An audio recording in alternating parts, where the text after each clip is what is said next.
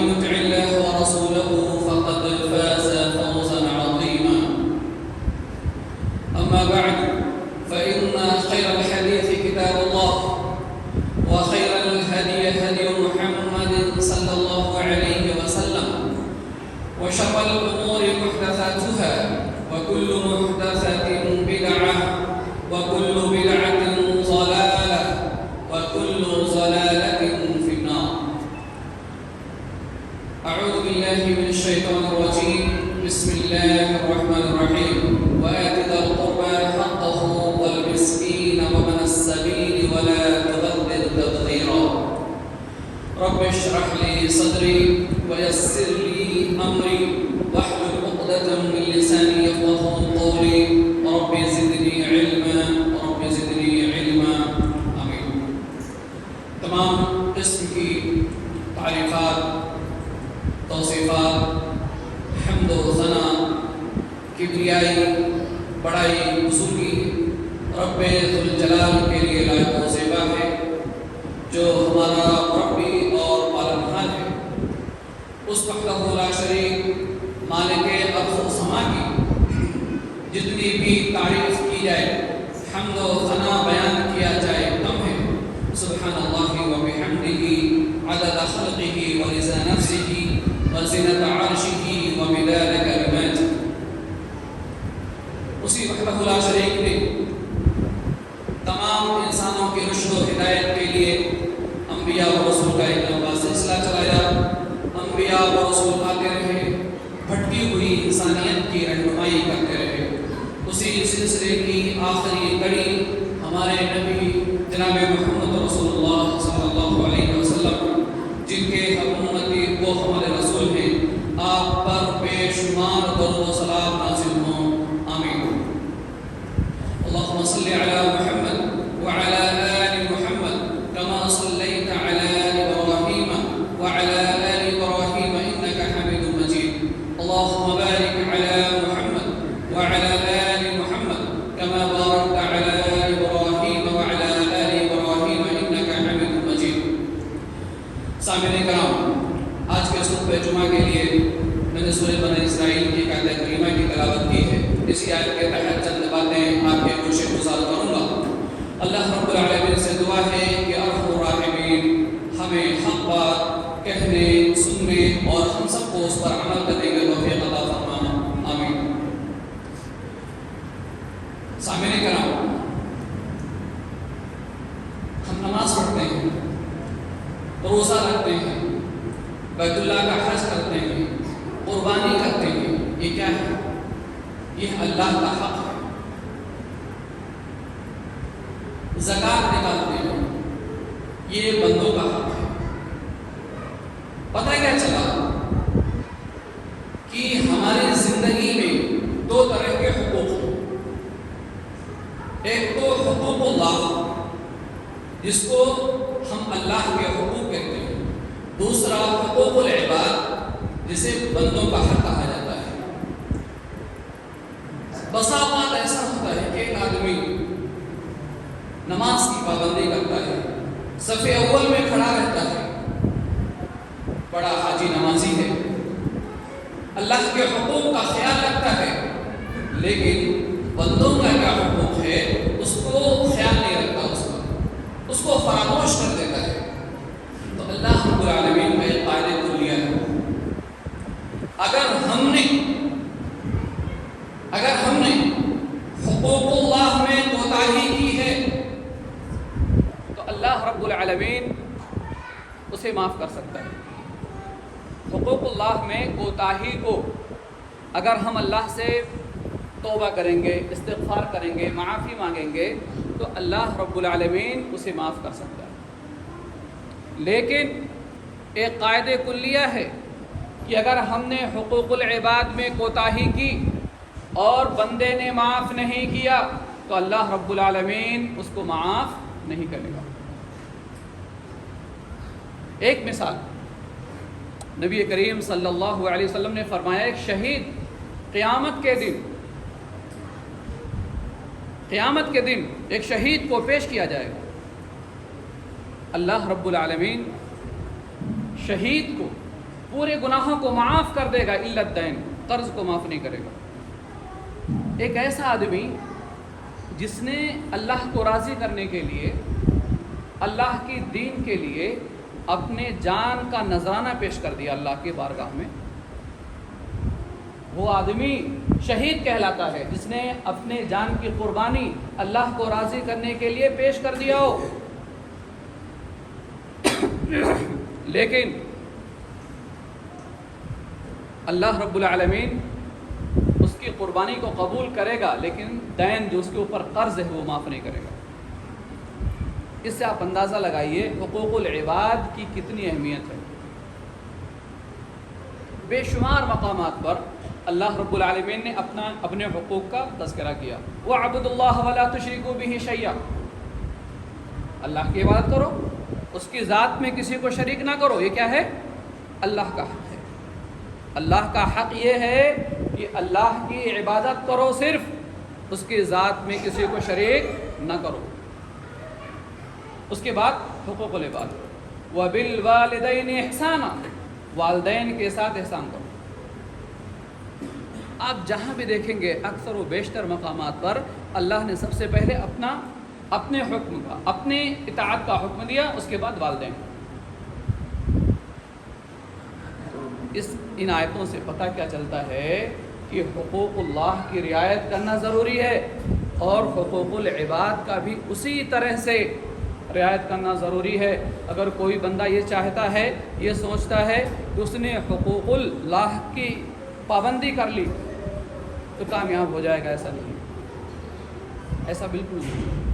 वो हाजी नमाजी हो सकता है, लेकिन अल्लाह के यहाँ कामयाब होने के लिए हुकूकुल इबाद की पासदारी करना भी ज़रूरी है। हुकूकुल इबाद में हुकूकुल्लाह में सबसे बड़ा हक़ क्या है अल्लाह का? कि अल्लाह की इबादत की जाए, उसके साथ किसी को शरीक ना किया जाए। और हुकूकुल इबाद में सबसे पहला हक़ इसका है, वालिदैन का। हुकूकुल इबाद में सबसे बड़ा हक़, सबसे पहला हक़ वालिदैन का है। अल्लाह रब्बुल आलमीन ने फरमाया वक़ज़ा रब्बुका अल्ला तअबुदू इल्ला इय्याह। देखिए यहाँ पर भी अल्लाह रब्बुल आलमीन ने ये हुक्म दिया है, फैसला कर दिया है, वक़ज़ा रब्बुका अल्ला तअबुदू इल्ला इय्याह, कि सिर्फ अल्लाह की इबादत करोगे। व बिल वालिदैन इहसाना, अल्लाह का हक़, उसके बाद हुकूकुल इबाद, बंदों का हक़। सबसे पहले हक़ किसका है? वालिदैन का। इम्मा यबलुगन्ना इंदकल किबरा अहदुहुमा औ किलाहुमा फला तकुल लहुमा उफ़, अगर तुम्हारे वालिदैन बुढ़ापे को पहुँच जाएं, दोनों या उनमें से कोई एक, जब बुढ़ापे को पहुँच जाएं तो उन्हें उफ़ ना कहो। जो बात कहें उनको मान लो, उनकी इताअत करो, उनकी फरमाबरदारी करो। उनकी बातों से आपको गुस्सा नहीं आना चाहिए। वालिदैन हैं आपके वो, मैं नहीं कह रहा हूँ, अल्लाह रब्बुल आलमीन वला तकुल लहुमा उफ़, उफ़ भी नहीं कहना है। लेकिन कुछ औलादें ऐसी होती हैं कि माँ बाप के सामने गुस्से से बात करते हैं, बुलंद आवाज़ से उनके सामने बात करते हैं। ये वालिदैन की नाफरमानी है। आप हुकूकुल इबाद में कोताही कर रहे हैं। आप नमाजी हो सकते हैं, परहेजगार हो सकते हैं, लेकिन जब क़यामत के दिन अगर आपके वालिदैन आपका गिरीबान पकड़ लेंगे, उस वक्त आपसे कोई जवाब नहीं बनेगा। गुस्से से बात करना वालिदैन के सामने, ये किसने सिखाया? अल्लाह रब्बुल आलमीन तालीम दे रहा है, फला तकुल लहुमा उफ़, कि उफ़ भी ना कहो। वक़ुल लहुमा क़ौलन करीमा, वालिदैन के साथ नरमी से, शफ़क़त से पेश आना। उनके सामने अपनी आवाज़ को पस्त रखना। इतनी जुर्रत नहीं होनी चाहिए कि वालिदैन के सामने आपकी आवाज़ बुलंद हो। अल्लाह रब्बुल आलमीन के बाद सबसे पहला हक़ किसका है? वालिदैन का। वक़ुल लहुमा क़ौलन करीमा, उनके सामने अच्छे से अच्छे अंदाज में बात करना है। वख़्फ़िज़ लहुमा जनाह कुल्ली मिनर रहमा। अल्लाहु अकबर, क्या तालीम दी गई है शरीयत इस्लामिया के अंदर वालिदैन की फरमा बरदारी कैसे की। वक़्फ़िज़ लहुमा जनाह ज़ुल, जैसे परिंदा अपने बच्चों को छुपाने के लिए अपने पर को फैला देता है ऐसे नरमी के साथ, ताकि उसके बच्चे को तकलीफ़ ना हो। वक़्फ़िज़ लहुमा जनाह ज़ुल्ली मिनर रहमा, अपने आप को झुक के उनके सामने पेश कर देना है। क्या अदब है, क्या एहतराम है, ताज़ीम है क्या माँ बाप की। अल्लाह रब्बुल आलमीन वक़्फ़िज़ लहुमा जनाह ज़ुल्ली मिनर रहमा, रहमत के साथ उनके सामने झुक जाना।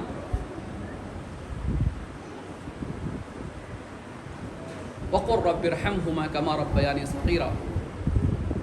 और अगर वालिदैन दुनिया में हैं तो उनके सामने बाअदब शफ़क़त से पेश आना, और अगर इस दुनिया में नहीं है तो अल्लाह से दुआ करना, क़ुल रब्बिरहमहुमा कमा रब्बयानी सग़ीरा, कि अल्लाह हमारे वालिदैन के ऊपर रहम फरमा, जैसा कि जब हम छोटे थे तो हमारे ऊपर ये रहम फरमाया करते थे।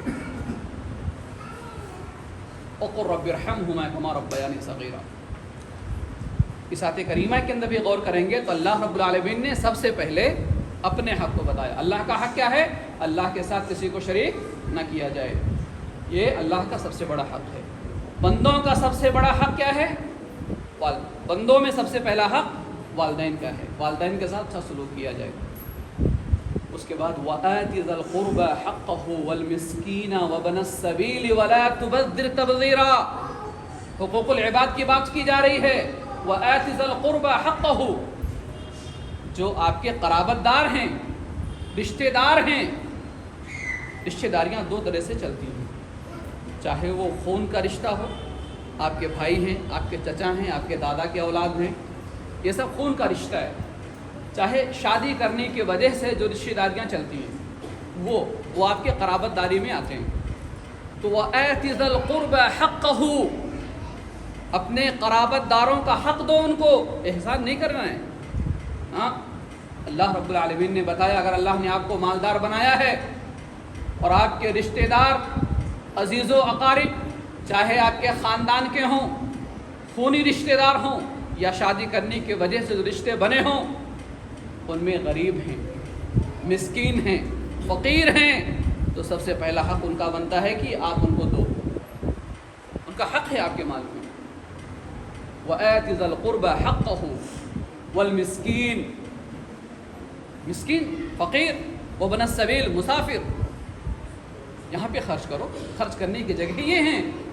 अल्लाह ताला ने बताया कि अगर ज़रूरत है वालिदैन के ऊपर खर्च करो, जो आपके करीबी रिश्तेदार हैं उन पे खर्च करो, बच जाए मिस्कीनों को दे दो, मुसाफिरों को दे दो, नहीं बच रहा है तो काफ़ी है आपके रिश्तेदार खर्च करने के लिए। वला तुबज़्ज़िर तबज़ीरा, फजूल खर्ची ना करो झूठी शान शौकत के लिए, झूठी पहचान बनाने के लिए फजूल खर्ची ना करो। और सुन लो, इन्नल मुबज़्ज़िरीन कानू इख़वान अश-शयातीन, फजूल खर्ची करने वाले शैतान के भाई हैं। शैतान पर अल्लाह की लानत है, शैतान पर अल्लाह की फटकार है। शैतान ने अल्लाह रब्बुल आलमीन का इनकार किया, गुरूर किया उसने, फरिश्तों की लानत है।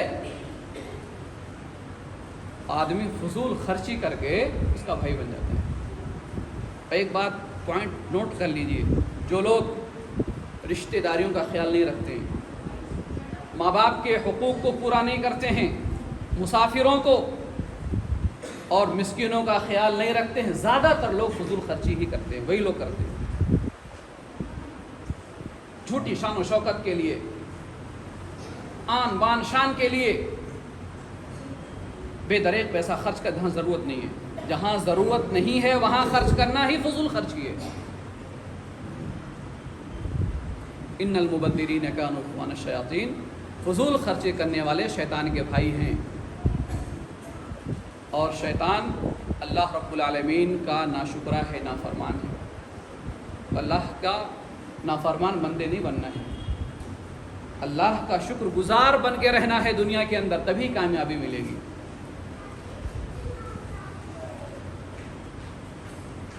حقوق العباد. حقوق العباد ایک ایسا عمل ہے، نبی کریم صلی اللہ علیہ وسلم نے فرمایا کہ رشتہ داریوں کو جوڑنے سے، صلہ رحمی کرنے سے اللہ رب العالمین اس کی روزی کو بڑھا دیتا ہے، اس کی عمر کو دراز کر دیتا ہے. کون نہیں چاہتا یہ کون نہیں چاہتا کہ اس کی عمر بڑھ جائے، اس کا بزنس کاروبار بڑا ہو جائے؟ یہ کون نہیں چاہتا ہے؟ اگر کوئی بندہ یہ پسند کرتا ہے کہ اس کے کاروبار میں ترقی ہو، اس کا بزنس کاروبار آگے بڑھے، اس کی عمر بھی آگے بڑھے، دراز ہو، بیماریاں ختم ہو جائیں، فلیصل رحمہ، چاہیے کہ وہ صلہ رحمی کرے. صلہ رحمی کیا ہے؟ رشتہ داریوں کو جوڑنا. رشتہ داریوں کو جوڑنا. رشتہ داریاں کیسے جڑتی ہیں؟ جو ہمارے رشتہ دار ہیں، چاہے خون کے ہوں، شادی کی وجہ سے رشتہ جڑا ہو، نبی کریم صلی اللہ علیہ وسلم نے فرمایا کہ اپنا نسب نامہ یاد کرو، نسب نامہ جانو کہ آپ کا تعلق کون سے خاندان سے ہے، آپ کے دادا پردادا کون ہیں، دادا پردادا کے لڑکے کون ہیں، یہ معلوم کرو. معلوم کرنے کے بعد ان کے ساتھ صلہ رحمی کرو، اچھا سلوک کرو، ان کو اپنے گھر پہ بلاؤ، ان کے ساتھ اچھے سے پیش آؤ. اگر اس طرح سے کرتے ہیں تو آپ کی زندگی کے اندر خیر و برکت ڈال دی جائے گی، خوشیاں آپ کی زندگی میں آ جائیں گی. رشتہ داریوں کا معلوم کرنا ضروری ہے، خاندان کا نسب کا علم ہونا ضروری ہے. اس لیے نہیں کہ فلاں خاندان کا نام ہے، ایسا نہیں. ان کے ساتھ صلہ رحمی کرنے کے لیے، صلہ رحمی کرنے سے عمر میں برکت ہوتی ہے، مطلب بیماریوں سے پاک و صاف ہو جاتے ہیں، خیر و برکت ہوتی ہے آپ کے کاروبار کے اندر، مطلب اللہ تعالیٰ برکت ڈال دیتا ہے آپ کے کاروبار کے اندر صلہ رحمی کرنے سے.